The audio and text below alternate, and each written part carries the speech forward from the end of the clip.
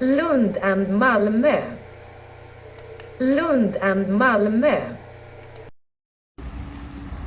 Good morning, everyone. This is Wednesday, the 2nd of August. We are standing at the location of an old mine pit that I'll have to get you some more description on it in a moment.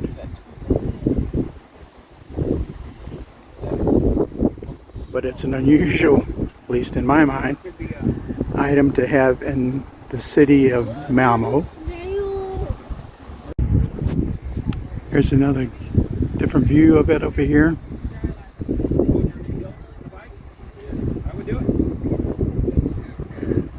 Looks like they got right down there at the bottom of the trail.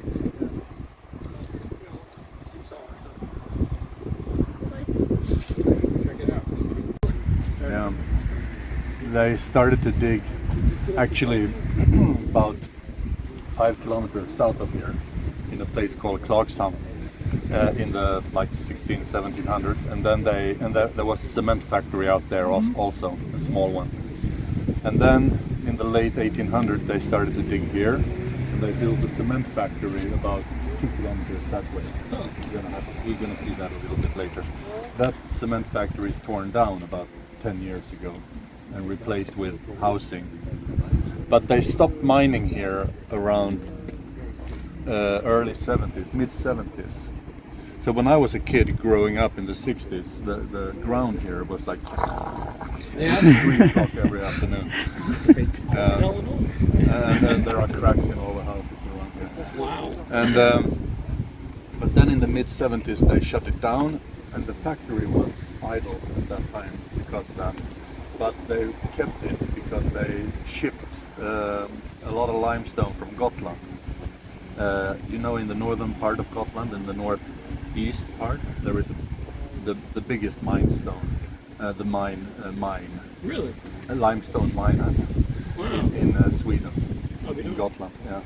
So they shipped all the limestone from there and the cement down to this factory. It was the same company, and then they shipped it from here out to the world. So it was. It functioned like that for, I don't know, 20-25 years. And this one, when they stopped mining here, they had a lot of ideas here. They were going to build ski slopes, pools, water reserve. They were going to cover it with ping pong balls just to keep it like a heat reserve.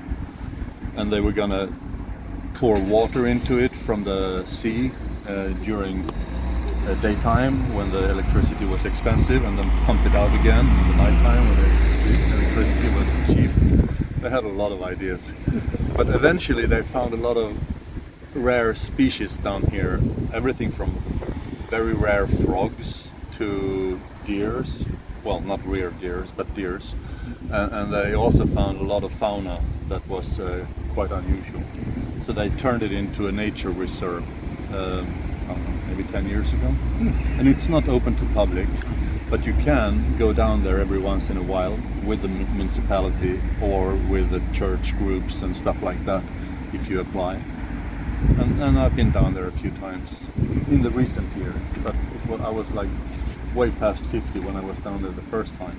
Wow. Even though I'd grown up next to it and everything. So this is Copenhagen on the other side. Yes. Okay, here we at the only bridge between Denmark and Sweden. And notice that there is a large tanker of some sort going underneath the bridge at this very moment. This is a bridge tunnel construction between Malmö and Copenhagen. This bridge, I mean, the first plans for this bridge was in the 1800s. So they've been thinking about a bridge for a long, long time. Wow. And then there was a lot of debate. Environmentalists were like... A few sailboats out here in the strait. The Danish and the Swedish government were battling this for years and years and years, decades. Finally, in the early 90s, they decided to build it. And in 96 they started, and in 2000 it was ready. So 1st of July 2000, 12 kilometers long, about 4 kilometers, 5 kilometers bridge. Then there is about 4 kilometer man-made island. And then there is 4 kilometers tunnel. Now you can see a plane landing over there in Kastrup. Coming down close to the ground. Oh. I don't know if you see We it. know, yeah, yes I do. Yeah, I do see it. I definitely do. Yeah, what we know, I remember from then is there was tons of windmills out in There is. the water over there. You don't see them so clear today, but actually behind the sailing boat there, you can see towers sticking up. My eyes aren't that good. Yeah. Oh, I do see towers over Yeah, there. that's, Yes, that's yes. 20 windmills in the sea. Yes, I do see them. Yeah. So this little thing sticking out here was just here while they were building the bridge Right. for shipping and stuff, bringing things down here. But they kept it because it's a good fishing place for people, Oh, so they wanted to use it for fishing. But it was built just for construction of a bridge. So there is a 4-lane highway on the bridge, and there is a train underneath, and it's not open for walking or bicycling or something like that. Motorbikes, of course, can pass. Bigger motorbikes. And it's about $40 to go back and forth. They stay over there. Yeah, if I stay there. All right, here we have a real nice little sailboat coming into the harbor that you've seen at my back over here.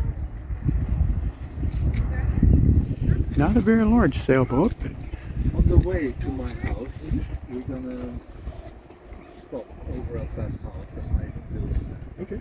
I'm just gonna run in and buy some more biscuits. okay, here at my cousin Lars Lind home in Lindham, which is a subdivision of Malmö, you see he's got blackberry bushes here along the fence. And we're going to enjoy picking our own blackberries and having some ice cream and coffee with them. I thought I'd get a picture of these before my family takes them and eats all of them. There are a bunch.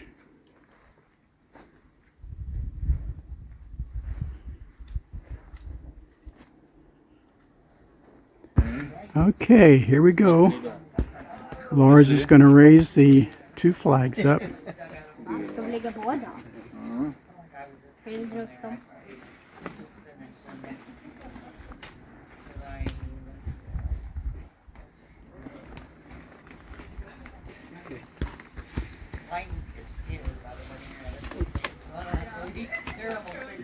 Try some of the blackberries. They're very good. Here we go.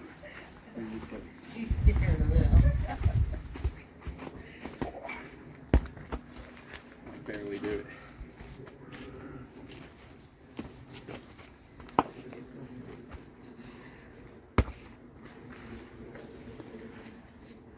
It's the official Borgs have arrived.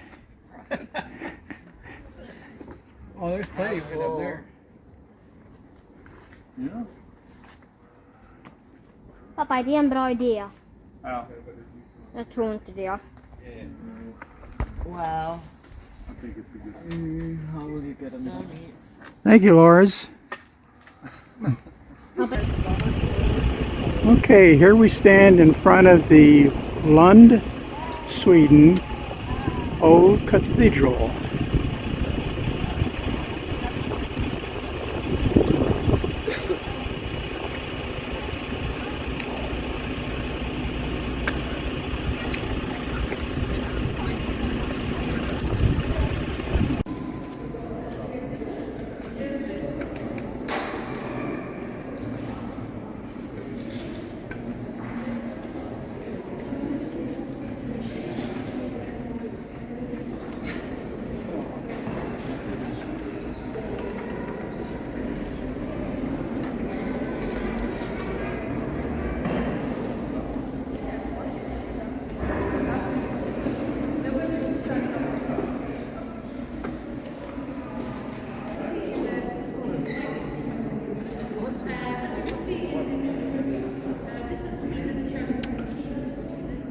beautiful replica of the entire church. You can tell by the other objects in the video how large it is.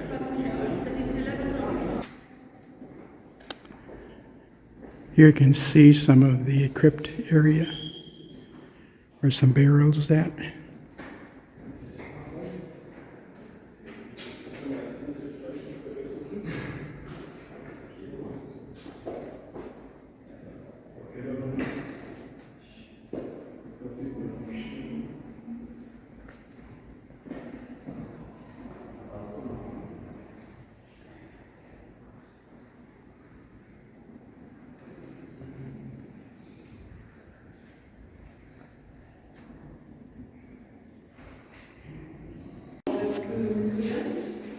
But the crypt has looked basically the same ever since it was finished. So you can come here for 900 years ago, 1 month, and 3 days ago. And then you would see the same pillars, the same roof and walls. They are of the giant Finn and his wife and child, Gerda and son. In the legend, Finn threatens that the church will never be finished. Actually, it's a promise. Even an old church has room for new forms of expression. So I think this is wife and child, and then Finn is the tall man over there. Okay.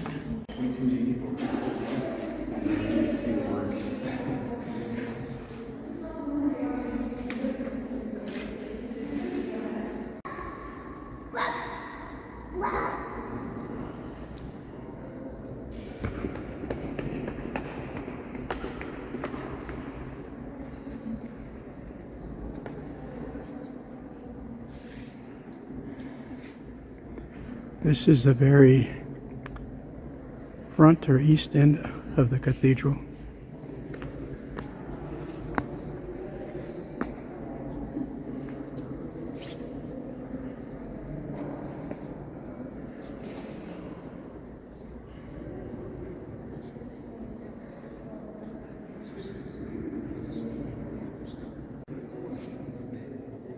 This is looking towards the west, and you can see the pipe organ, the pipes on the sides of the windows back there, plus the pulpit.